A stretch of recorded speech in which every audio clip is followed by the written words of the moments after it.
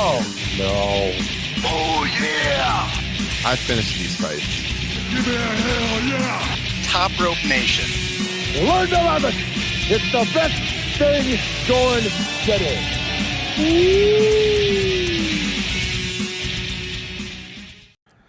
Oh, yes, we are back again. It is episode 248 of Top Rope Nation, and boys, it feels good because the crew is back together, fresh off his trip from the UK.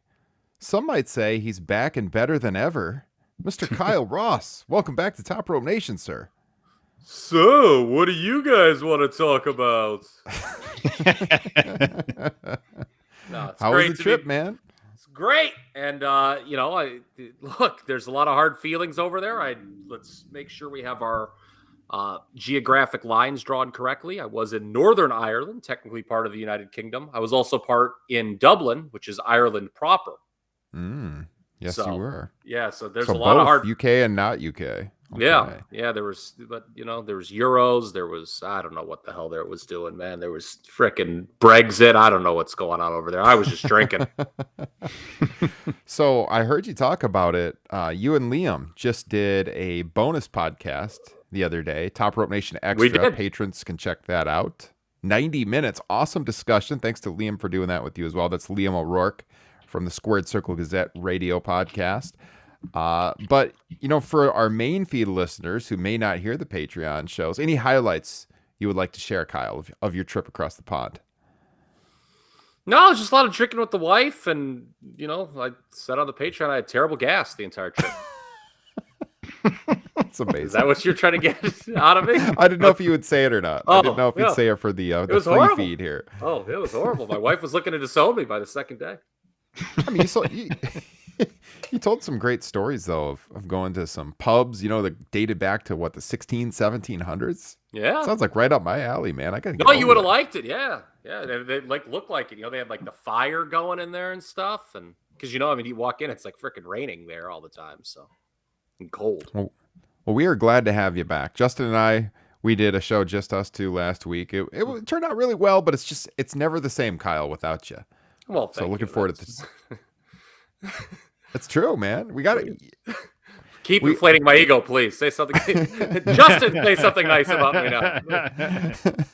Neither of us can do that high-pitched squeal. You know what I mean? So hopefully we'll get that back.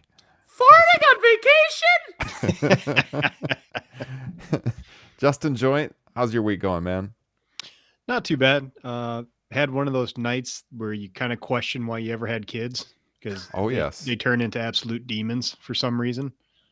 But good other than that. NBA playoffs are going accordingly. Kyle, you're going to say something? Yeah. When they turned into demons, were they lecturing you about Finn Balor and Ricochet or no? That joke landed with tops two people, but that's okay. Other than you two. Your son is getting old enough to get into wrestling, so are you training him in the ways of Finn Balor yet?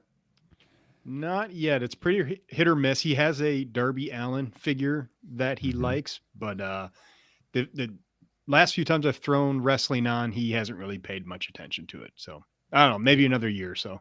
Yeah.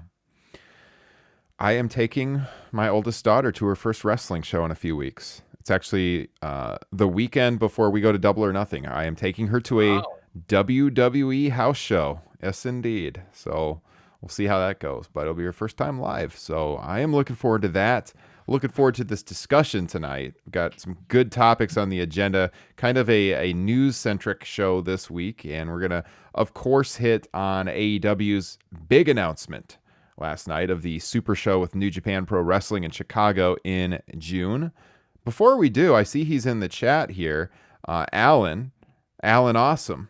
Got to thank him for joining the Patreon page. He is our latest patron. He's a not main event, a Hall of Fame tier patron of the show now. And there's only a few of those spots that go around. I think he is the 4th Hall of Fame tier patron of the show. So Alan, thank you so much for your support. Of course, if you join, that's right. Round of applause. If you join the Hall of Fame tier, you come on the show with us every quarter if you'd like to. So Alan will probably be doing a show with us in the future. So looking forward to that.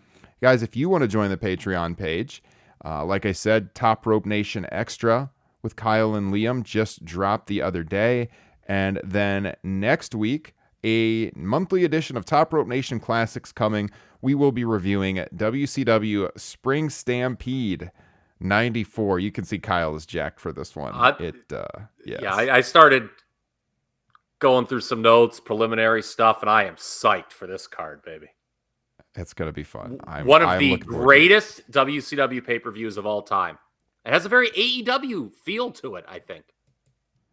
Should be a good discussion. We haven't done that many WCW shows on Top Rope Nation Classics. I think this will be our 29th edition of Top Rope Classics. If you guys have never heard them, I mean, they're 2+ hour deep dives on classic wrestling events. We drop one of those every single month, and then Top Rope Nation Extra, the other Patreon bonus show.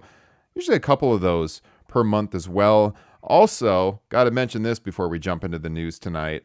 We always talk about on the show how we do these watch parties over on the Playback app, which is now public, so we can tweet out the links and put on Facebook the links to those live rooms. This week, we're switching it up. Normally, we do the watch party with AEW Dynamite. We're going to be live Friday night. Most of you are probably listening to this on Friday. So tonight, on the Playback app, watching SmackDown. So if you want our live reactions, you want to watch the show with us, please join us. I'll tweet out the link at Top Rope Nation. I think Kyle's reactions in particular will be worth joining. You looking forward to it, Kyle? Are you ready? Are you ready for a good time? It is going to be an awesome time. Might be a bad time as far as watching, the quality of the show. We'll see, but it should be a good time in that our comments should be coming in hot. And hopefully we'll have a good group of people on there to talk with the show about. We can bring you on stage too. And you can get up and talk with your webcam on if you want, or just your microphone. It's up to you. There's a chat room live as well. A lot of fun. And then patrons get a video recording of that every week. The only way you can watch it on demand is if you're a Patreon member, but anybody can join us. So look for the link over on twitter.com/TopRopeNation. So boys, let's get into it. Tony Khan's big announcement. The rumors were true. A super show with New Japan Pro Wrestling at the United Center. The date changed. The original report from Super J-Cast, I believe, from Voices of Wrestling, they had the date as the night after Dynamite, which would have been June 23rd, a Thursday. That is not the date. I don't know if that was the original plan and they changed it or what, or if it was a fluid situation. But the show is going to be on Sunday, June 26th. It is going to be a pay-per-view. Justin, let me throw it to you first. I mean, your initial reactions to this news. I thought Tony should have called an audible on his huge announcement and talked about how Fulham got promoted back to the Premier League, and then maybe give like a bullet point presentation about all the things he did to get them back into the Premier League. That's what I think personally, but I guess I'm fine with what he went with. I'm more than fine with it. This is going to be awesome. Kyle? Yeah, I mean, it beats, reprising the Hulk Hogan Ultimate Warrior 1998 feud like they did on NXT Tuesday. Oh. Did you guys see that? By the way, no, not yet. No. Braun Breaker, Joe Gacy. They went Hogan Warrior. They went the seeing. I can see him in the mirror, but you can't deal. Very bad. Yeah. But anyway, no, this is what we thought it was going to be. It had been heavily rumored, and we're going to get into this at length. It appeals to AEW's existing audience. It's something people want to see. And that is a good thing, ladies and gentlemen. Yes. There's all kinds of dream matches. I do want to, in a little bit, talk about matches you guys would like to see on the show, because we could start kind of fantasy booking it a little bit. This is the show that everybody has clamored for. I mean, pretty much for the entire existence of AEW. New Japan Pro Wrestling gave birth to AEW. The promotion grew out of New Japan. Early on, there wasn't a great relationship between the two sides. When I went to Revolution, did the press scrum with Tony Khan, he was asked about potentially working with New Japan. And as I recall, this was in 2020, right before the pandemic. He basically was like, the door's open for me, paraphrasing here, but basically they didn't want to talk to him. at that time. And that he joked about how he was lending his talent out to New Japan. Like Moxley was working over there, for example, but they weren't returning the favor. But since that point in time, we've seen that switch. I'm sure there's some hurt feelings on New Japan's end because, I mean, they're not quite at, the peak that they were before AEW. And a big part of that is because, Omega and the Bucks left. They had brought a lot of eyeballs to New Japan. Mm-hmm. Yeah, I mean, as far as the North American audience goes, I mean, I could speak for myself personally. I haven't been as interested in New Japan since the start of AEW. Like AEW kind of satisfies that part of your fandom, where you had to go to New Japan before, certainly to see those people, but then like the style of the matches and the style of the product too. And they've been hurt by the pandemic. Yeah. Arguably more than everyone due to the restrictions over in Japan. And you talk about the relationship, wasn't it some of the hard feelings stemming from the way Cody, the Bucks, and Omega announced the departure? Yeah. Wasn't that like the big story? Like, they kind of like stole the thunder from, Wrestle Kingdom doing it the way they did. Yeah, New Year's Day, like early in the hours of New Year's Day. Yeah. So, yeah, but it seems well now. And we've got this show that, I think has a lot of appeal to it. I was kind of shocked to see some people, and not even just, the WWE apologists, the people who will never give AEW a chance. Some people, write about pro wrestling even, who are like, oh, this isn't that big of an announcement. This didn't live up to the hype.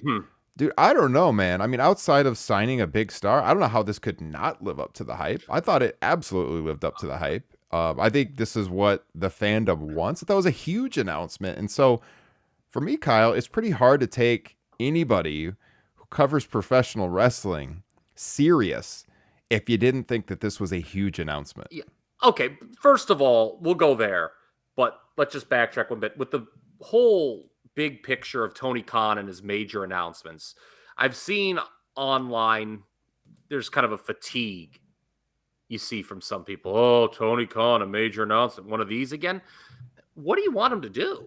Like, I mean, to me, he's a pro wrestling promoter. He's going to promote. I made that point on the show with Liam. And the hype for these things, first of all, correct me if I'm wrong, Ryan and Justin, it seems that whatever these major announcements end up being, most reasonable people have figured it out by day of. Mm-hmm. Yeah.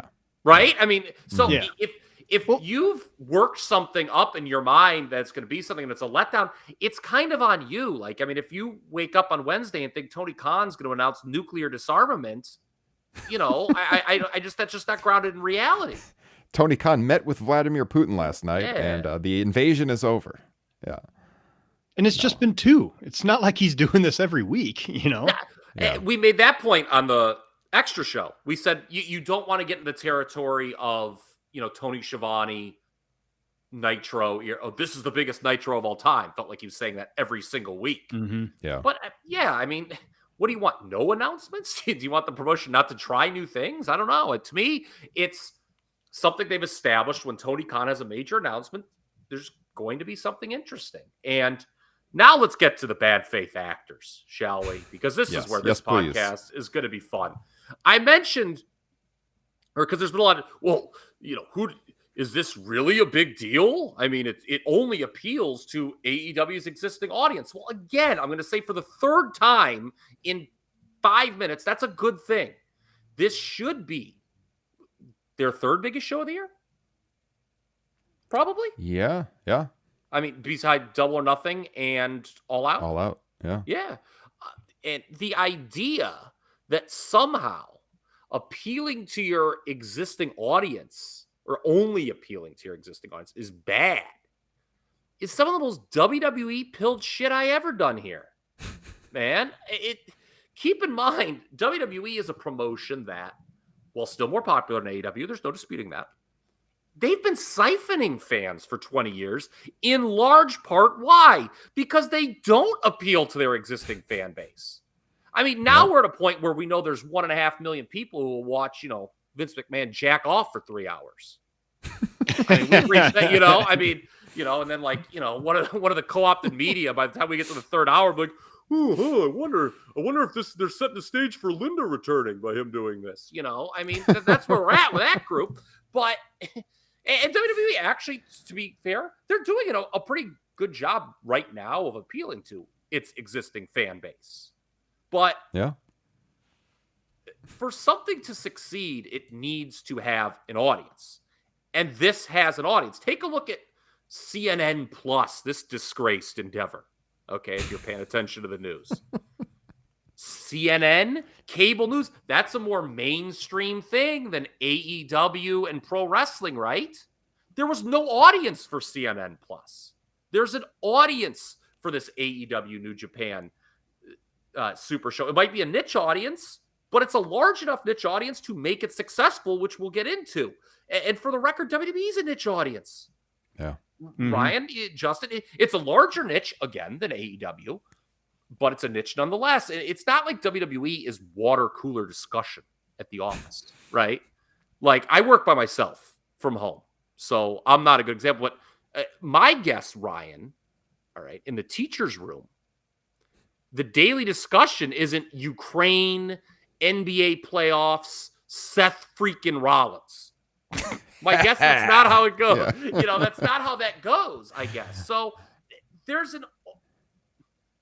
and things can be successful without your neighbors knowing about it, I think is the next point. We started making cute jokes, Liam and I, on the extra show, but look at All Japan, New Japan, AAA in the 90s, even New Japan now. When AAA was out drawing WWE and WCW in LA in the 90s, do you think Antonio Pena was worried that Jim down the road had never heard of his promotion? No, he didn't give a shit. Kept him up many nights. Yeah. So yeah, man.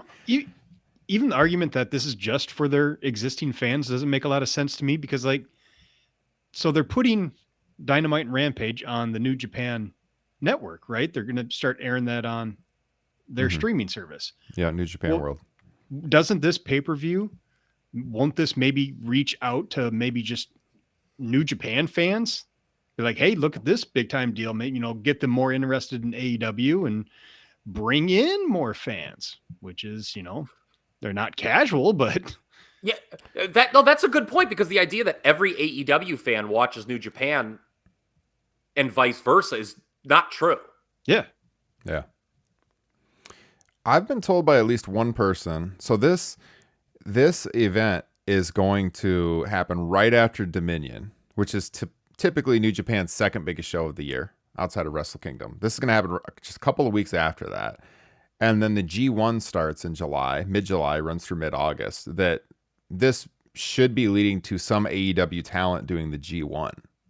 Should lead into that. So there's the talent share. Yep, moving back the other direction. I wanted to say, in regards to booking for a more general audience. I mean, I've seen all the jokes on Twitter about all the bad faith politics articles we deal with every 4 years. Yeah. About, how do you appeal to this centrist voter who's voted both directions in the past, and how nauseating that is. Yeah, I was so happy to see those on Twitter, because I told the joke on the extra show and I didn't think it landed well. I was like, was that too inside baseball? And then I see everyone else making it, so now I'm patting myself on the back. But what I want to say about that is, if you look at every time the business has boomed post rock and wrestling, it did work. That was a general audience with the MTV and the music and stuff. Okay, I'll give you that. But you look at the times the business has boomed after that. So Austin 316, NWO, those were wrestling centric angles. Those aren't angles that you would go in thinking, oh yeah, this is going to appeal to the mass audience. They were just good wrestling angles, and they grew the business because it was good wrestling television and people were interested. I don't think a New Japan show is going to do that, because it is a foreign company. It'll drum up some interest. But again, you and Liam were talking about this. I think Liam made the point of the pay-per-view conversion rate that AEW does, which is phenomenal. When you look at this company doing about 1 million viewers every week, and they'll do 200,000 pay-per-view buys. I mean, that's mind-blowing. WWE would kill to have that kind of conversion back in the day on their pay-per-views. So they have a loyal audience. This appeals to the loyal audience. It might draw in a few more fans that are indie fans / New Japan fans. It's only positive. This is the dream scenario for their most hardcore fans. That's who you want to satisfy. It is. If you're just an AEW fan in general, isn't this like one of the most exciting things they can do? Like, it might be more exciting than Full Gear or Revolution to you. Mm-hmm. Like, it might be what, I mean, if you're just somebody, oh, wow, this is, I think that's certainly a possibility. And in terms of growing your audience, look, no one's saying that you shouldn't try to grow your audience. Yeah, we should try to grow your audience. I don't think Tony Khan's like, okay, I'm cool with this 970,000 people that watch every week. I don't want any more. These are my people. No, but there's two kinds of fans, okay, that aren't watching AEW. One is WWE fans that, for whatever reason, don't like AEW. And it's clear that those people, for whatever reason, being close-minded or otherwise, they're not coming over anymore. They know about the product, and they've decided they don't want to watch it. And it would be Go ahead. What's it called when hostages start to sympathize with the people that are holding them hostage? I think that's what's going on there. Stockholm Syndrome? Mm-hmm. Yeah, I think that's what's happening with those fans. But here's the thing. It would be a mistake, and I think we would all agree to this. It would be a mistake to cater to those people at the expense of your currently satisfied audience. If you're Tony Khan, you don't want to be like, oh shit, you know what? WWE has more fans than us, so I should. That's never worked. WCW tried doing that under Herd. TNA always tried doing it, and it doesn't work. When WCW surpassed WWF for those famous 83 weeks, they were different. They were Bischoff, who I don't care for, as listeners of this podcast know, has always been, very forthright and consistent in saying, when he took over, he listed a bunch of things that WWF does this, so I'm going to do this instead. And it was successful. So they shouldn't cater to those people. But now, you kind of talked about this moments ago, Ryan. Everyone else, people that just aren't watching wrestling,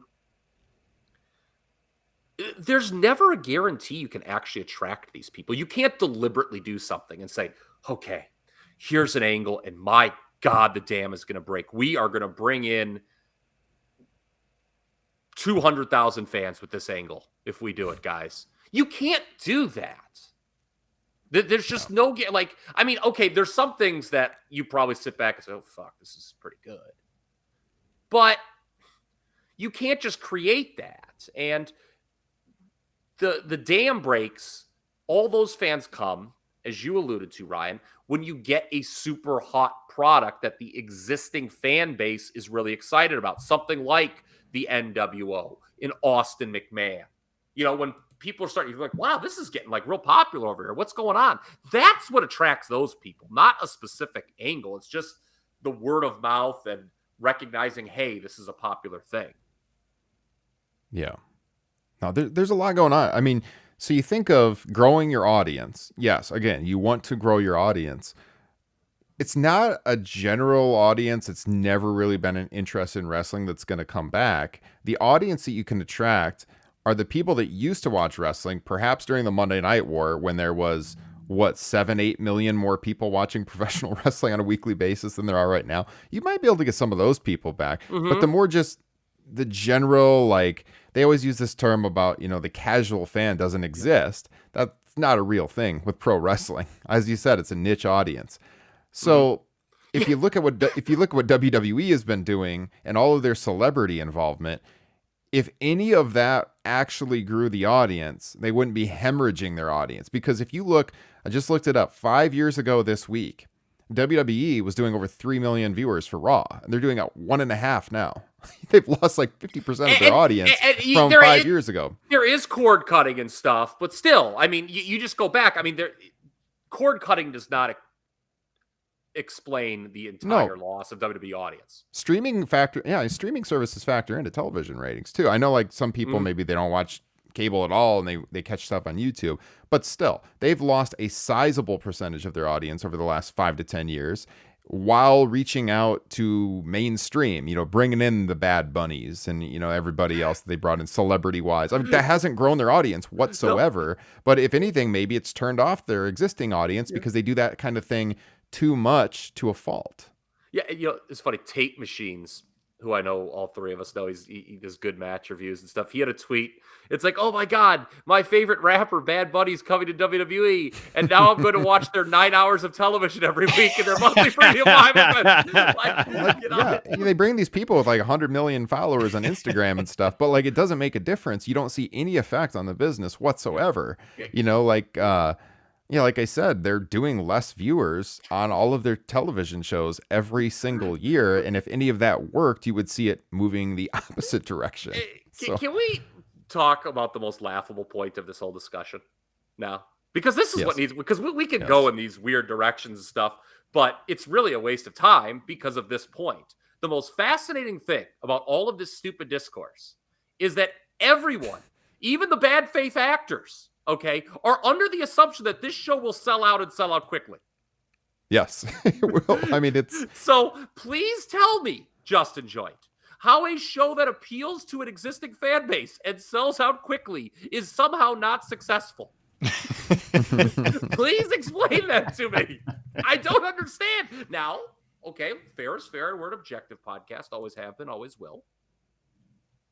If this show does struggle to draw for whatever reason, and no one thinks that's the case, but if it does, then there's a problem. But I don't think, right? I mean, I don't know if you've talked to anyone of note or what Ryan today, but the expectations this show's going to sell out probably right away, right? I mean, yeah, it's expected to be a tough ticket. I'm hoping to go. I don't for sure know if I'm going to be able to go yet or not. I'm hoping to go. And I mean, I'm worried about getting tickets, to be honest with you, or not sitting. Look, the United Center is a very large building. It is the largest, I believe it is the largest capacity arena in the United States. I mean, so depending on setup, they can do standing room there too. They do that for Bulls games sometimes. Depending on how big the stage is, I mean, they could get 20,000 people in there. So... yeah, I mean, I know when they had Rampage there, the capacity wasn't that large. They'd cut off, sections of the building for the entranceway and stuff. So we'll see how they set it up. But yeah, I mean, they're going to do, 16,000 plus for the show. It's expected to happen right away. I mean, it's going to be a big success. Yeah. Kyle, I see you had in the notes too about what's the effect on All Out. Yes. And I believe Tony has commented this year that All Out will be in Chicago. I think...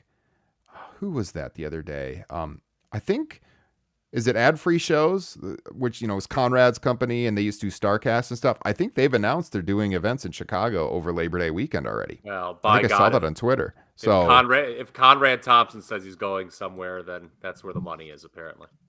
I mean, they're not. I don't think they're taking All Out of Chicago. Okay. I don't think it's going to happen. Okay, because my next question with that is, I was going to pose that to you, but you've already answered it.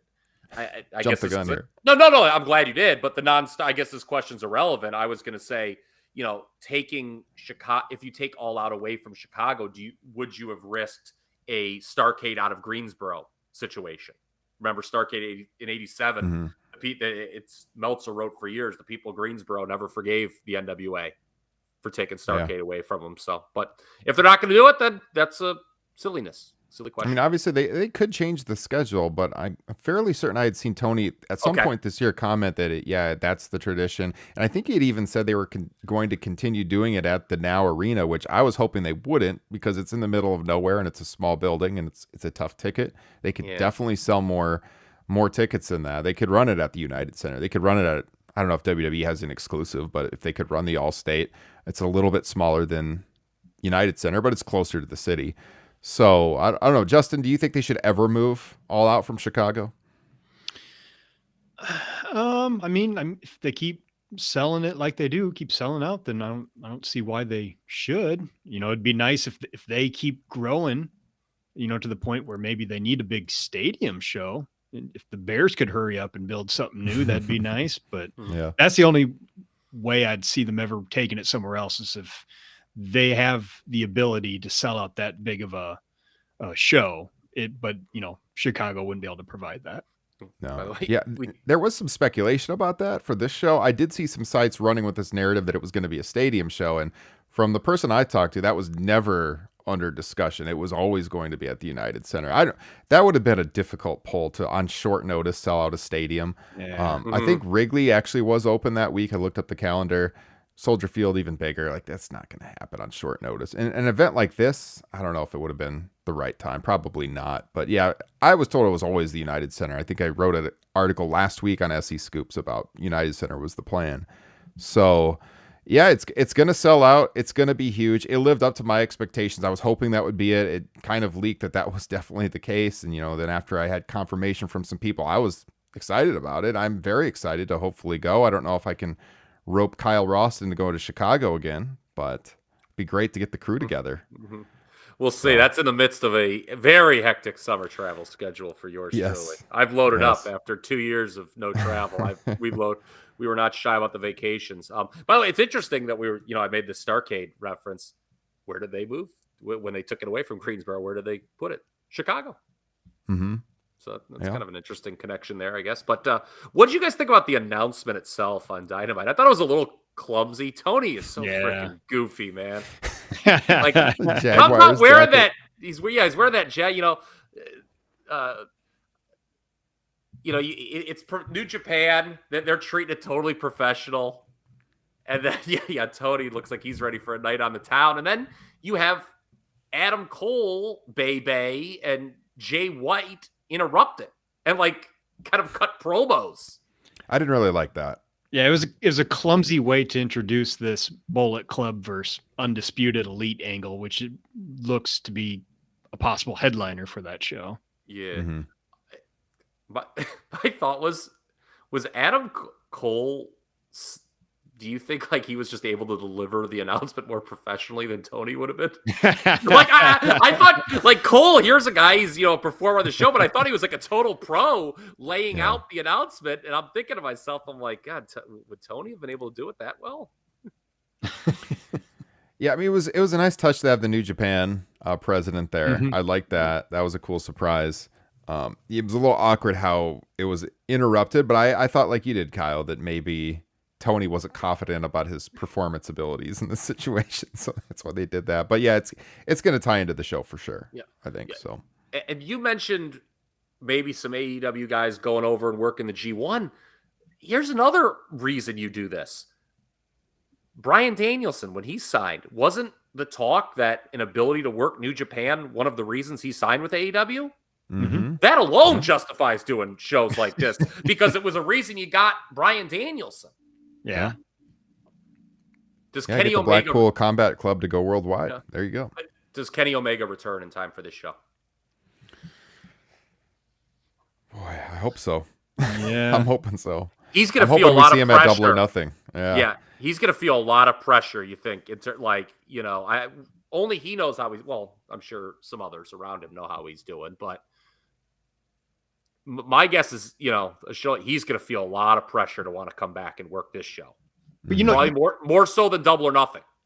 Yeah, to clarify, I don't mean work a match at Double or Nothing, but appear at the event, either a run in or just come out or something like that. Yeah, I was going to say, is this pressure on himself? Or I can't imagine that he's going to make or break, selling out. They have enough talent to sell it out. I mean, personally, he wants to work the show as my guess. He's like, okay, wow, this is a big. I want to work that. So, 100%.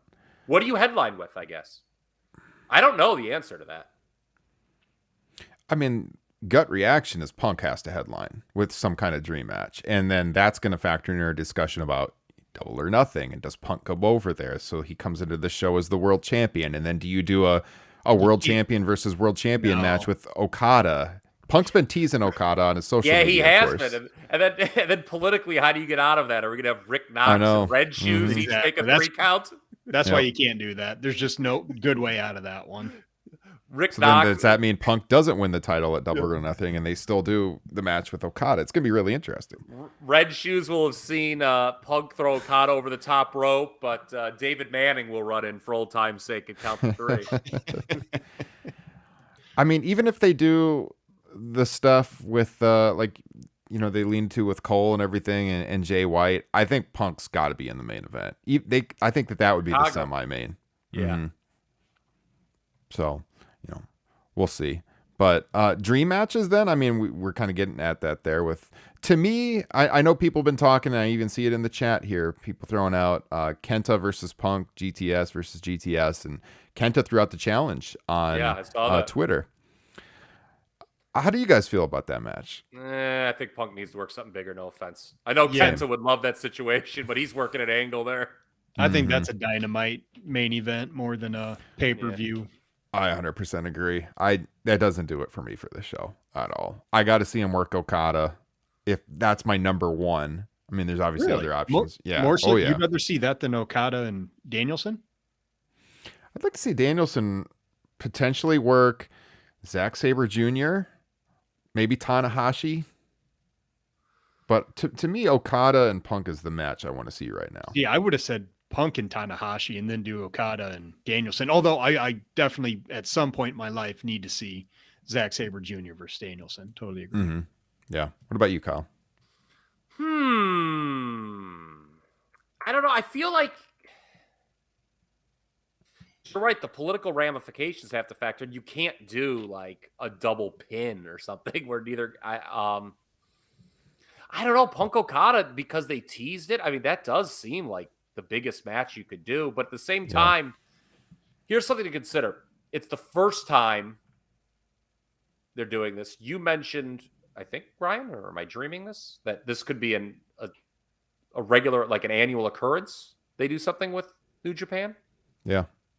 So, I mean, you don't have to do, I guess, the biggest match right away.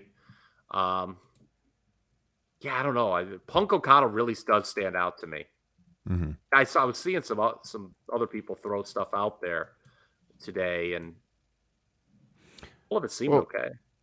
One thing that's interesting is how the women factor in. So you got to think there's going to be maybe like crossover with Stardom, which is like the sister promotion of New Japan, because New Japan doesn't have the women. So there's going to probably be Stardom on this show as well for the women, because they're not going to completely leave out the women. So I don't know. There's a lot of ways you could go here. I mean, you could have Sammy Guevara working Will Ospreay. You could have Takagi getting involved with Sammy Guevara potentially. Of course, we got Jay White on the show. Where does Adam Page factor in? We'll see. Yeah. I mean, who does FTR work? I think there could be like. Do you like the idea also of like an AEW guy teaming with the New Japan guy or something like that? Nah. Yeah. Somebody. I think it could work.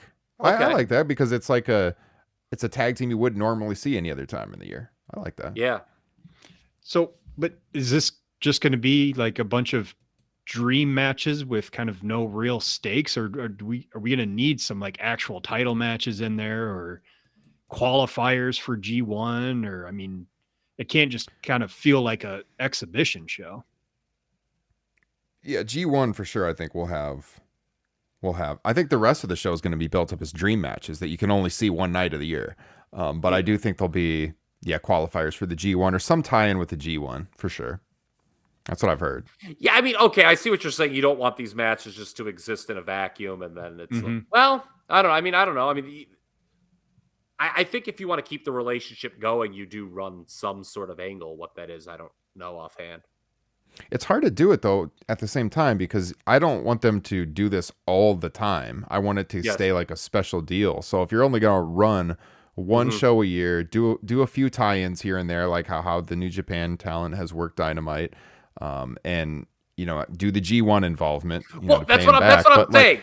But outside of the G1, like, how do you really work a storyline for something? Well, that's what I'm like saying. You don't need some big invasion type storyline. I'm saying, like, you do something at the show that bleeds into like the G1 or something like that. I don't know. Like Danielson, I don't know, does something that enhances his involvement or gives him a reason to get involved with the G1.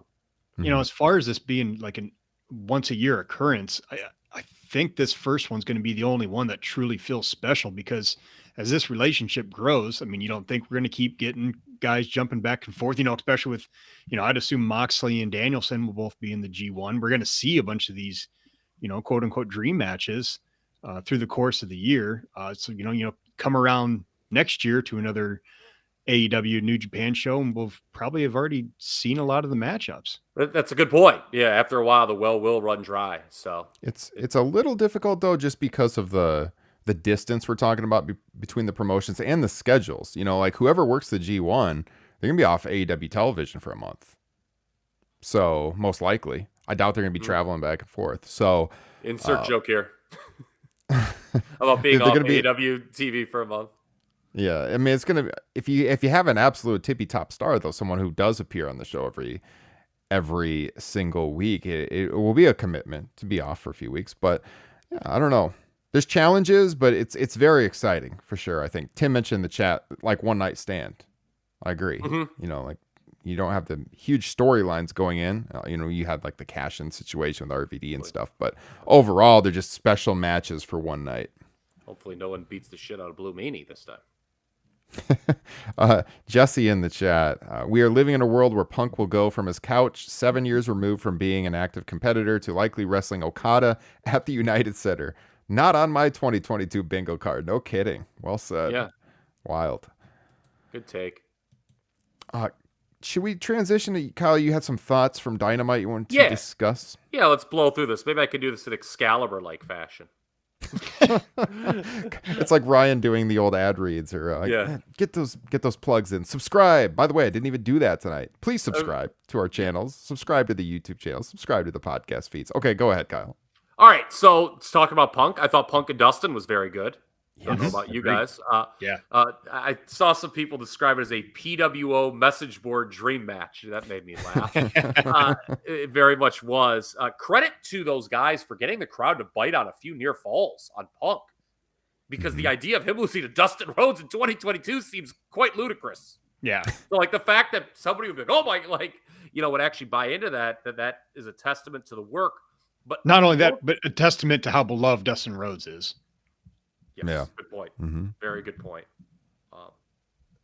But most importantly, I think, is afterwards we get the first official tease of Paige and Punk.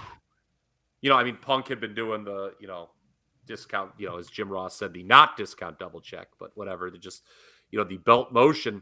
Liam and I talked about this a bit on the extra show. How would you guys book that match right now? Punk versus Paige at Double or Nothing, because it's obviously going to be the headliner. So here's what I would do. I would have them do a battle royal and they come face to face towards the end of it. And then in the following weeks, they just kind of trade hitting each other with their finishing maneuvers.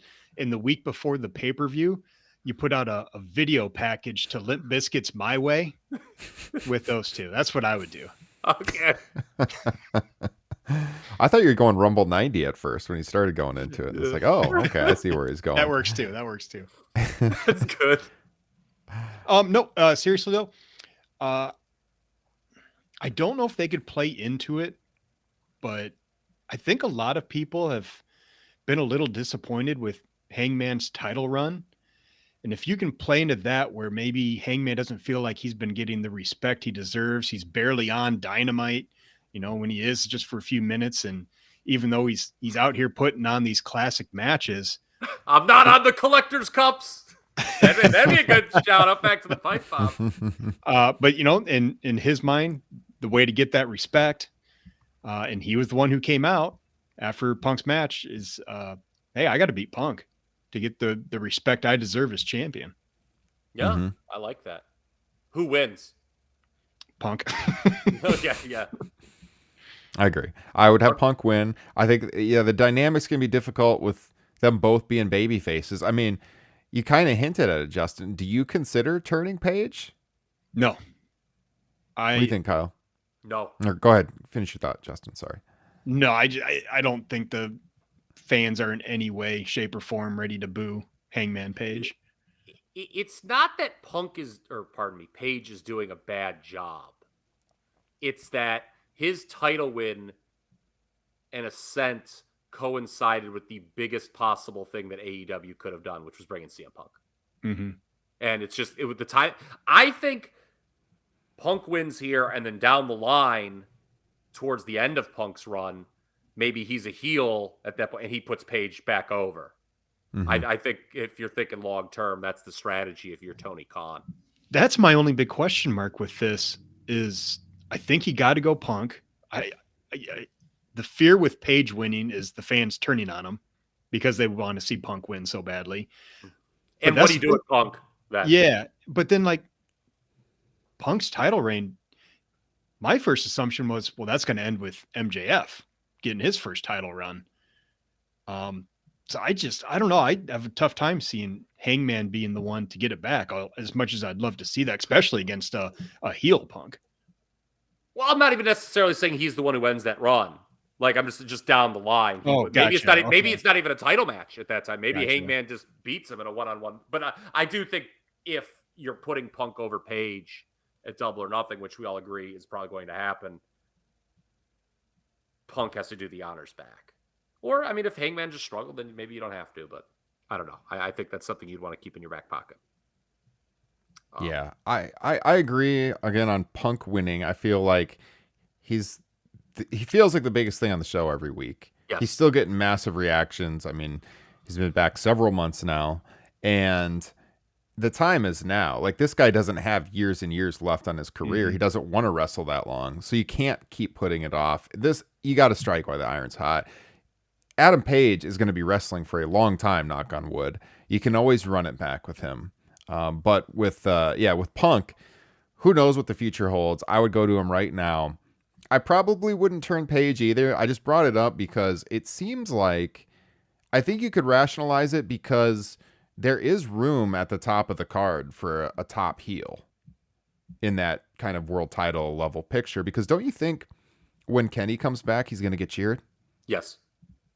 You know what? So here's what I was thinking, though. Like, all right, if you don't turn, because if you turn Paige, here's the thing. You're not going to justify the turn by having him succeed. And by succeed, I mean winning the title back. At least I don't think you would do that. So it'd be like a dead end turn.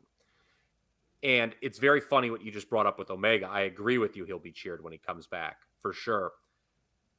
And Liam and I were talking about what you do with the Undisputed Era moving forward, the Undisputed Elite. And this came to me after we recorded. What if you reunited Hangman and Omega as baby faces to feud with the Undisputed Elite? Ooh, I like that. Yeah.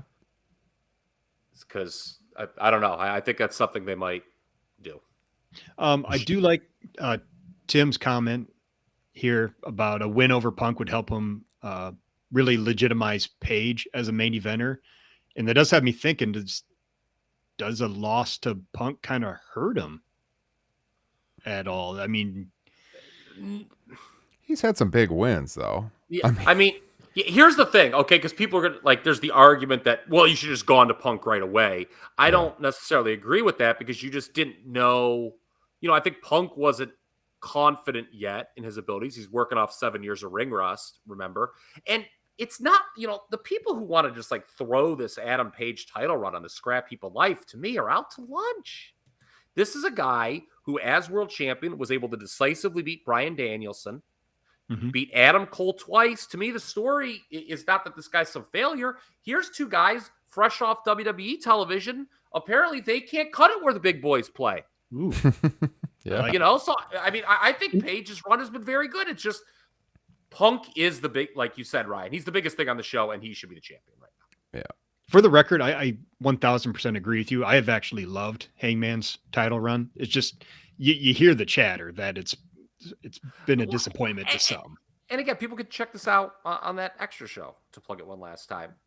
I don't think that's necessarily all Hangman's fault. He hasn't been made to feel like the centerpiece of the promotion. But all right, I'm really going to have to go Excalibur here now. All right, Wheeler Yuta, he continued to prove that he is worthy of being in the Blackpool Combat Club, so much so that I could probably argue you don't need to add anyone else to this group right now. Thoughts? Yeah, go ahead. No, I agree, especially if there's the possibility of some trios titles coming. You think about them in the House of Black, and you've got the Undisputed Elite. I totally agree. In a small side note, small thing that to me is a big upgrade, his change of tights. One of the things I didn't really like about Wheeler Yuta was his previous tights. People hated those tights. I do like the blood. Yeah, the look with the blood is cool. And the other thing, just for this match, that I'd point out is Danielson wearing merch, which he said he doesn't like to do, which obviously I think he's doing that because some of that money is going into Regal's pocket. Mm-hmm. Yeah, I think you risk watering it down. It feels perfect right now. Now, 4 people is not a huge group. It's not the old NWO by any means. 4 could work, but it just feels so perfect. What Justin mentioned with the trio situation coming up, probably at some point. You got Regal doing the manager bit. I think it's perfect right now. I wouldn't change anything. I wouldn't add anyone to it right now. You can keep it running and maybe down the line, but it feels just right. Yeah, it also depends on. Sorry, go ahead. Oh, I'll say Regal's having the time of his life on commentary. By the way. Yeah. The main thing is it would all just depend on who it would be if they brought in a 4th. Mm-hmm. True. But I mean, I think by not bringing in a 4th, it's really allowing that spotlight on Yuta, and he's delivering right now. He's absolutely delivering. He came off as a huge star in that match. The fans were all about him. And speaking of the match, I love the spot at the end when all 3 of them just started beating the crap out of somebody with the elbow strikes and the kicks to the face. And on the other side of the trios match last night, Lee Moriarty, the hometown boy, he got a little shine on the losing side. That was good. But, we talked about earlier Punk and Dustin being a PWO message board dream match. I thought that trios match last night was straight out of WCW Saturday Night 1992 or Worldwide from that era. And I mean that as a total compliment, right? That was just like, they used to love running those 6-mans on the B shows back in the day. Wardlow, MJF, that feud continues to progress in a positive direction. Do you guys think AEW could, quote unquote, get away with doing Wardlow versus Shawn Spears at Double or Nothing? Reason being, you don't want to beat MJF 2 pay-per-views in a row. Oh boy, that's risky. Yeah, I don't necessarily like that. I mean, as far as selling tickets goes, yes, they can get away with it. There's going to be enough other stuff. And there's not a ticket to be had from what I understand. That too. Yeah. I think that would be disappointing. I would rather see shenanigans in an MJF win. Wow. I was going to say the opposite. I would like if they just went over the top with shenanigans and Wardlow overcame them against Spears. Well, just in regards to you don't want MJF losing 2 pay-per-views in a row. And what would you do with MJF? Would he just accompany Spears to the ring and not work the show? That's an interesting thing because I don't know what else he would do. Yeah, it's such a big event. Yeah, but I mean, I don't know. They haven't had Double or Nothing in Vegas since the debut either. This is supposed to be a yearly thing in Vegas. It feels like a huge weekend, and the guy wants to wrestle on the show, and it's not like the fans are going to revolt, but there would be disappointment, I think. Yeah. I'm thinking about this, and you could have MJF make the mistake of entrusting Spears, and Spears is the one who blows it, losing, Wardlow gains his freedom at Spears' expense. And then MJF uses that as an excuse to just like dump Spears, and he kind of has to create a whole new group from scratch. I don't know. I mean, again, I don't know. It could just be Wardlow and Spears is going to happen. I understand that most people think that's a TV match, but at the same time, we talk about the pacing of those pay-per-views. True. Wardlow and Spears, you're getting into that 3rd hour of pay-per-view time. You might welcome that match at that point of the pay-per-view. Who knows? Just a thought I had. Chad Repack, can't go a show without mentioning that guy. He messaged me earlier today with an idea that next week on Dynamite, because Wardlow's working Lance Archer, and they did the promo with Jake Roberts, MJF did. They should do an angle. This was Chad's idea, where after Wardlow wins next week, he gets handcuffed again, and then Jake brings the Cobra back. Oh my God. That would be pretty amazing. Yeah, he was very happy with himself on that idea. I thought it was a great idea, quite frankly. Well done, Chad. I like that. Kyle O'Reilly got a much-needed win last night. I thought JR's O'Reilly joke landed, by the way. I chuckled when he did that. Kind of shocked Jungle Boy lost clean. And again, there was no Christian turn. My God, by this point, I'll be 62 years old when Christian turns heel. They're leaning into it, though. Like, you wondered when he came out if it was coming. So that would have been real odd, though. Like, after he loses clean, then Christian turns on him. Then you're like, geez, what a loser this Jungle Boy is. It came out with the look like maybe he's disappointed in him. He's going to slap him, or something. Continue. But for me, it wasn't so much Jungle Boy losing. It was just the ending of the match felt a little off. It felt like it just kind of came out of nowhere. I think the win did a lot more for Kyle O'Reilly than it probably would have done for Jungle Boy. I mean, he's kind of a made man at the moment. And as we've all mentioned in recent podcasts, whether it be me and Ryan last week or you on Extra, Kyle O'Reilly's been kind of floundering since he came into AEW. So he needed it. Does he look like, I don't know, like he's kind of like not in great shape? Or is that me? I mean, I'm not in great shape. Okay. Let's not like, I don't know. He just seems like he's not like in as good a shape as he was in an NXT physically. Am I seeing things? I don't know. I would have to compare some photos. Okay. Yeah. Before and after. Hook and Danhausen, crowds seem to be into that. By the way, Pittsburgh, I know you'll love this one, Ryan. Typically a dead crowd for WWE through the years. I mean, Pittsburgh has been somewhat of those comatose crowds for Raw in history. They've been hot for AEW now both times. Is that where Bret Hart said you'd stick the hose for the enema? Yes, it was. Back in the day. I don't think they've had a live crowd since that show for WWE. Yeah, that was probably the best WWF. King of the Ring 98 was in 98, Pittsburgh. Yeah. So, but I mean, after the glory period, right? I mean, Pittsburgh's always had that reputation as being a terrible audience. And speaking of Pittsburgh, Britt Baker, I saw some people criticize her for her promo. She seemed a little winded. She was just throwing lines out willy-nilly. Yeah. That was interesting because, you and Liam, again, plugging the Extra show, you talked about how there might be some heat with Baker behind the scenes. And her and Thunder Rosa. Her and Thunder Rosa. And she made the comment in this promo last night about how, like the division, basically like the division's nothing without her kind of thing. And she sounded like a little, not nervous, but like a little shaky. And I wondered if that was like nerves or just like real anger, like she really meant what she was saying. I don't know, probably reading into it too much, but she did seem, especially since it was her hometown, she did seem a little, not on edge, but like maybe not as smooth as usual with the delivery. She also hadn't worked a match in over a month. Maybe, I don't know, maybe she was a little gassed. Yeah. I mean, it wasn't that's like probably it, honestly. She didn't go Broadway, but I mean, and that's a reasonable thing. You're a little tired after a match. You shouldn't be able to, perform Broadway right after doing a wrestling match, I don't think. I think the most, whatever, the promo was what it was. I think the most important thing to come out of that segment, to answer some of the criticism, is Britt Baker still came across like a big-time star in her hometown with the terrible titles. And what I love the most is that the two Steelers that came out, Najee Harris, good back. He's a key cog on that offense. They didn't overshadow her.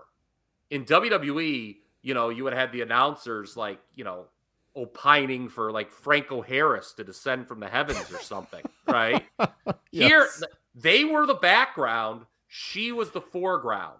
And she came across as the bigger star than the two NFL players. And that's the way it should be. At the end, did you notice? Was it Najee Harris grabbed the microphone? Yes, and I thought he was going to cut him. And she was like, no. And I like she like kind of awkwardly handed it to him, like, okay. And then he started talking, and you could faintly hear him, but they had the mic off. Okay, now it looked like he continued to talk to the crowd. Name me one time that the WWE has made a celebrity look better than an everyday talent. Let me count the ways. Has that even happened recently? I don't know. It's funny. I think with the way the matches have broke, that the SmackDown color commentator should be the number one contender for the U.S. title. Yes. Can't wait to talk about him live tomorrow night and talk about that commentary. Jesus, turn it down. The misses on Dynamite were a very objective podcast. Okay, we're not going to just say they were all hits. There were two. I thought the Sammy and Ty promo could have been better. Ty, let's just not sugarcoat this one iota. She looked very attractive. Okay. And she was willing to play the heel part. I thought she did a good job. But it seemed like Sammy with his promo, I was thinking about it, it just was like he came out, and I think he was just sort of expecting the crowd to take over and carry the segment. Did you guys pick up on that? Because it was a real half-assed promo. Like there was no justification or no like, this is why I'm turning. It's like, okay, well, we've heard the boos. All right, here I am, boo me. And I just didn't think that was very good. Then like, I really don't know about Men of the Year. There's a case that they could be baby faces, but I don't know about Dynamite Dan Lambert being a baby face. That is odd. Yeah. Yeah, that was my problem. The segment is just like, I don't like either of these groups. It's like they're all unlikable. Do we wonder if they were running low on time and they were kind of like flustered? Because like when Men of the Year came out, my God, they were like trying to cut the promo at 1.5 speed. It felt, at least. So maybe that was the case. And then the other thing that I didn't think that hit well last night was the Darby Andrade finish. Agree. Yeah. I felt the same way about that as I did the finish of Jungle Boy and Kyle O'Reilly. Just like, wait, what's going on here? Yeah, because Darby, he hit one of those great topes that he does, onto Andrade in the coffin, not a casket, the coffin. And it's like, okay, that should have ended it. But then they like kept going a couple more minutes with Jose. And then I thought Jim Ross was pretty good most of last night. But did he forget that Jose's kind of in good shape? Because he did the thing, like Jose started taking his shirt off, and Jared's like, "Oh no, Jose, don't do that." But Jose's kind of like jacked, for a guy who carries the tablet around, man. Yeah, that match, just the match in general, didn't really do anything for me, to be honest with you. And I like Darby a lot. Andrade, his run with AEW has been pretty underwhelming. It apexed pretty early with Sting. There wasn't. Yeah, that was the best part of the match. It was. Yes, absolutely. I thought like after the Sting bit, it just kind of petered. And with Andrade, okay, let's be fair. And maybe sometimes we're too critical of guys in the pecking order in WWE too. But like with Andrade, like, okay, it has been, I guess, probably for him, certainly disappointing, the AEW run. But could you name 10 people easily that deserve to be higher on the card than Andrade in AEW right now? You probably could, right? So I don't know. Like, I feel like he's, he main evented the TV show, which is good. He's had more TV main events than he ever had with WWE. Yeah. WWE only main evented the 2 SmackDowns against Ray, which were both great. And then like nothing was done with that. So I mean, as you are always pointing out, you want to see guys in the appropriate spot, and that's where it kind of feels like we're at with Andrade right now. Yeah. He should lose a few to Darby Allin. So that's Dynamite, I think. I think overall it was a very good show. I thought 2 weeks ago, the one I missed was also very good before that disastrous ending. It was funny. I saw the chatter online. I'm reading Twitter while I'm overseas, and I'm like, Jesus, people are really up in arms about this. How bad did this come off? And I watched it, and I was like, holy God, that was bad. I mean, like the worst part, I knew it was coming. And when the lights came back on and Satnam Singh was there, you could have heard a pin drop. It was like awkward.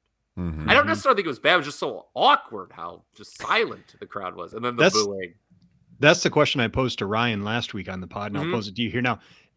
If they just don't do the lights out thing with him, like if he just comes down the ramp or comes from the crowd, is it fine, or is it even better than fine? Okay, so before I saw it, I had seen that talking point. I was like, that seems silly. Really, you people think it was the lights out thing that was the problem? Then I watched it, and it absolutely was the problem. Yes, they should not have. Yes, if he had just sauntered down and they'd be like, "My God, who is this man?" And then they knew who he was, but look at the side. I think it would have worked better. Yeah. Justin and I were doing a live watch party over on Playback. I would love to be a part of that. Yeah. Well, you can watch it on demand. It's on our Patreon page. If you want to see Justin and I how we reacted to it in real time, it's available on our Patreon page. The recording from that watch party. It was, as we said last week, it was not good. It was very bad. Yeah, it was not great. And props to Tony Khan. He admitted it. He went on social media, said the ideas that fans were presenting, like exactly what Justin said, would have been a much better way to do it, and that he would learn from it. I like how he threw that guy with 30 years of experience under the bus, though. Yes. Well, true. I wouldn't have done it, but somebody with 30 years of experience told me to do it that way, and Tim said in the chat, which ending was worse, that or the Kenny Mox match at Revolution last year? Boy. The Kenny Moxing really upset me because I was really excited for that and like into it, and it was just bad. Like that was just the match had been damn near perfect, and the story and everything with Kingston coming down. That was the ultimate crescendo that we were about to watch. And it was an awesome match before that. Awesome match. I mean, Satnam Singh, I mean, that's something we've seen before. You know, we've seen the debut of clumsy giants in bad spots. And we've seen the giant Gonzalez saunter out at the 93 Rumble. Okay. I mean, they didn't turn the lights out for him, but it still sucked ass. Yeah. I don't know. We were going to talk about Kushida. We still want to do that, or do you want to go to Kyle Starter? Yeah, let's do it. Kushida's pretty quick. So, is this the last vestiges of what we foolishly thought Triple H's NXT 1.0 could be? With like the idea that Kushida was going to get this big push. Remember, they called a big press conference for his signing. Triple H, Regal. And I remember thinking at the time, wow, there is nothing in the Vince McMahon 40-year playbook that suggests a Japanese superstar or somebody who had success over Japan was going to be treated like a big deal in the WWE. And remember, that was happening as Nakamura was starting to flounder on the main roster as well. Voices of Wrestling, I think they just did a piece on WWE struggles pushing Japanese stars. But, I mean, it's like, is this just yet another example of we look back at NXT and we were fools for thinking that there was going to be some big sea change within WWE? Like someone like you look back now, like fucking, we thought they were going to push Kushida. Kushida was going to be a main roster player. Like, what were we, idiots? I don't get the feeling that he was ever a main roster. He was just going to be like that Johnny Gargano NXT lifer, Did they tell him? Did they tell him that? Yeah, I always felt like kind of NXT centric too. Yeah. I mean, I feel that's like asking him to come here. Oh, by the way, we're keeping you on the developmental brand. I mean, was he maybe asking, this wasn't on my format sheet, Tony? Well, it also kind of felt like NXT needed a boost, and that maybe he could give that to him. But didn't work out that way at all. Well, in retrospect, the writing was on the wall for Kushida pretty early in that run when there were the reports, and Fightful reiterated this. I know in the report you shared with Justin and I, Ryan. He didn't share it on social media. He shared it in DM. Sean Ross Sapp, don't get upset. Come after me. Yes. But Kushida was like waiting on a locker in NXT. Remember that story? So it's like, oh boy. And I remember hearing that at the time. I remember that. It's like, and thinking, NXT's got a logjam problem right now. The pipeline ain't moving. And Kushida kind of came in at the time when a lot of people, you mentioned the Gargano, Tommaso Ciampa, like all of a sudden guys in NXT weren't itching to go up to the main roster anymore. And Kushida, it took him forever to get on a takeover. And for a guy who got a press conference to have to wait multiple takeovers to get on the card, that was a bad sign, I thought, from the jump. Yeah. And this needs to be said, okay? And I don't give a damn what anyone says. If you disagree with me, you're wrong. Fucking Jacket Time was racist as fuck. So bad. Okay, Sonny Ono is sued for less. Dude, Jacket Time? Dude, that was like 2 steps away from Kai and Ty in 2000. I mean, they might as well just had those guys saying, indeed. That was bad. And Jacket Time? That is like the Jacket Time? So bad. So bad. Did even other than the Gargano match, by the way, did Kushida even what? I know he had others on TakeOver. I can't remember anything he did other than that one Gargano match. Honestly, I've been sitting here trying to even figure out how long he's been there. I know. So unremarkable. I wouldn't have known. I had to look up the press conference today, so I know the press conference was 2019. Jacket Time. Let's move on to something. Well, not necessarily better in that we're commemorating something sad, but better in that we're talking about, one of the all-time greats, Kyle. And you wanted to mention yesterday was the 23-year anniversary of the passing of Rick Rude. Yeah, ravishing Rick Rude. I don't know if it was 420 or what, but I forgot to mention that on Facebook. So here we are now doing it on the podcast. I just wanted to ask you guys real quick, favorite matches, memories of ravishing Rick? He is in one of my favorite memories of all time that I have mentioned on this podcast approximately 1 billion times. Clash of the Champions, where he beat Sting for the United States Championship. Knew you were going to mention that for sure. Yeah, it's to me, because his WWF run, I was pretty young. I saw it all after the fact, but I know, I remember watching for the first time the feud with Jake and putting Jake's wife on his tights. That was pretty memorable. The Warrior feud, I was big into that as a kid. And then we always talk on the show about his WCW run and, how it was even better, perhaps, than the WWF run. You talk about the Beach Blast. In-ring, definitely. Yeah, the Beach Blast match, the 30-minute Iron Man match, is up there as one of his best matches of all time. I think just doing this podcast with you guys who were actually fans of WCW in that era, unlike me, who at that time I was just solid WWF, over the last almost 6 years doing this pod has opened my eyes many times to Rick Rude's work with WCW. And it's came up multiple times, that run with WCW, where I have turned on that run, different points from that run while editing the podcast right after the fact, when I always throw something on my office TV while I'm mixing the pod for the next hour and a half. And so I think over the last 6 years, I've watched a lot of Rick Rude I've never even seen before and gained a greater appreciation for that. Just a little teaser, when we record Spring Stampede 94, there's going to be a heck of a talking point surrounding Rick Rude. He's on that show. Mm-hmm. And he's actually nearing the end of his in-ring career at that point. But there's a hell of a talking point we'll hit there. You mentioned the Jake feud in WWF. I absolutely love and will always remember when he got pantsed by Jake, when he had the tights on and Jake's like, he told him, if you wear those tights, I'm going to pull them off. And then he did. And there was the black circle. I know he was wearing like a thong for the live audience, but they put the black circle there. I remember watching that as a kid. I was like, oh my God, that man's naked. Justin, speaking of Rick Rude and Jake, a couple of years ago, Justin and I went to a Jake Roberts stand-up show here in Iowa. We actually did Top Rope Nation Extra reviewing it. If you go way back in the archives on Patreon, you can find that bonus show. He told some pretty funny stories about Rick Rude that we retold on the podcast. So if you're a patron, check that out. It's like one of the very first Top Rope Nation Extras we did, I think. Yeah, but I think favorite Rude matches: Warrior SummerSlam 89, the cage match against Piper from December 89 at MSG, the Iron Man that you mentioned, Ryan, and then the first G1 final, him and Masahiro Chono in 92. Rick Rude, you talk about, kind of how he progressed as a worker. He did some good stuff over in Japan.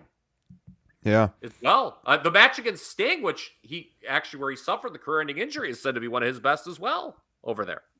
We had recently talked about the Iron Man from Beach Blast like a couple of months ago, because I remember I said on the show when it came up, I hadn't seen it in years. We were talking about Iron Man matches. Yeah, and I recently rewatched that, within the last 2 months probably. And I love the finish of that match so much. And the way, it's exactly what you think an Iron Man match should be. Just trying to pin the guy really, really quick. And you never see that in Iron Man matches, and it's so logical. So, I love the way at the end for the last 30 seconds or whatever, he's doing whatever he can, after getting pinned kind of out of nowhere right before that and trying to get that fall to tie it at the end. So good. Yeah, so, I do love that too. It's a great shout out. Not a singles performance, but obviously Wrestle War 92, the War Games match. Yeah. Oh, yeah. Yeah, that whole Dangerous Alliance run was great. Even, we talked about it, I think, in the Halloween Havoc pod. Him as the Halloween Phantom. Yes. I have the audio on that pod. That is one of his best promos, too. Right after a great Paul Lee promo. Also, anniversaries that yesterday. The 1991 match of the year, in my opinion, I'll post a link to this in the Facebook group. the best All Japan 6-man of the entire 90s, Misawa, Kawada, and Kobashi against Jumbo Tsuruta, Kiritawa, and Masafuchi. This is a 6-man tag. You gotta set aside about 50 minutes of your time, folks. So it's was this a takeover? No. Yes. Was this a takeover? Did Sean agent this match? Yeah, it was Edge. Actually, it was Edge. Edge was in it. I love how that thread, speaking of the Facebook group, cheap plug,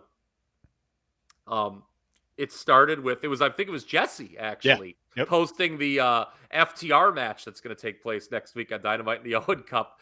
And that thread then morphed into a discussion of the career of Dennis Knight and Mark Canterbury, a.k.a. the Godwins. and me delivering an extraordinarily long soliloquy on my thoughts on Edge in his entire career. Never know where you're going to get in that group. Link in the podcast description. Join the Facebook group. We say it every week, but a lot of good stuff going on in there. Boys, this was fun. We covered a lot of ground. Good discussion. Great to have Kyle back. I'm sure the listeners loved having Kyle back. We did it in 75 minutes, too. Heck yeah, man. I was a little worried coming in tonight. I was like, uh-oh, boy, I'm going to unveil these notes. And they're going to be like, this fucking guy again, we're going to go 2 hours. Me and Edge. Now, the Spring Stampede show that we review next week, 94 on Classics, that one's going to go a couple hours for sure. Because not only do we have to talk about the show proper, and this will be obvious. I don't know if you guys have even started watching. I haven't rewatched it yet, but we will have to discuss what the big news was at the time in WCW. That same week, they signed Hulk Hogan. Change was on the horizon. That is for sure. And if people want to watch the show ahead of time, before I think before they listen to our recording, I'll throw this out there now. I think the fascinating thing about Spring Stampede 94 taking place the same week of the Hogan signing is you watch that pay-per-view, how awesome it is, and you're like, wow, you add the star power of a Hulk Hogan, WCW could really be onto something. And they fucking junked everything they were doing and just rebuilt the entire promotion and Hogan's image. And yeah, it helped them. It's like what WWE does a lot now. They do things for corporate reasons. It helped them. But God, did fucking the rebuild image of WCW under Hogan suck so bad for a while.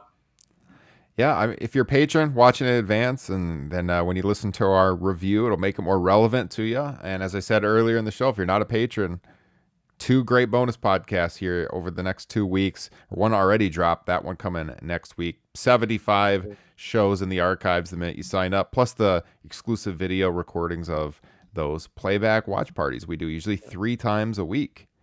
So you can check that out. The link is in the podcast description. And with Spring Stampede, I mean, just the names on that card, it's unbelievable. If you checked out the name, it's unbelievable. There's I don't think there's a bad wrestler on that show. Yeah, stacked. So no bad wrestlers. Tell you who's not on that card. Spring Stampede 94. Austin Jacket time. Oh, okay. Hey, one other thing before we go. If you're out there and you haven't left us a written review on Apple, it's been quite a while since we've gotten a new written review. We've had some star ratings, but we would love a good 5-star written review on Apple. Help us out. If you do, I'll send you a free sticker in the mail. Leave your Twitter, Instagram username in that review. And of course, as I said, subscribe on all the podcasting platforms and on YouTube. This show tonight, we streamed live to YouTube. We streamed it live to Facebook, Twitch, Twitter, 4 different platforms simultaneously. If you want to listen to the show twice and you're listening on the podcast feed, check out the video version after the fact. There you go. See our smiling faces. And if you check out the video version, you can see how my fingernail that was just destroyed is getting a little bit better. Still black. Yeah, the dried blood is getting less and less. So you can check out the video every week. Maybe we'll, I don't know, compare every month or something. I don't know, man. Weeks it's gone. I think you might have painted that. I think you're joining Edge's new faction. Oh, don't start with trying to get in. Don't start with it. Dude, how about the fact that the people, something I missed, but brought a tremendous smile to my face when I was going through Raw, trying to play catch up, was the crowd chanting, "We don't care" at that Edge Davian Priest promo.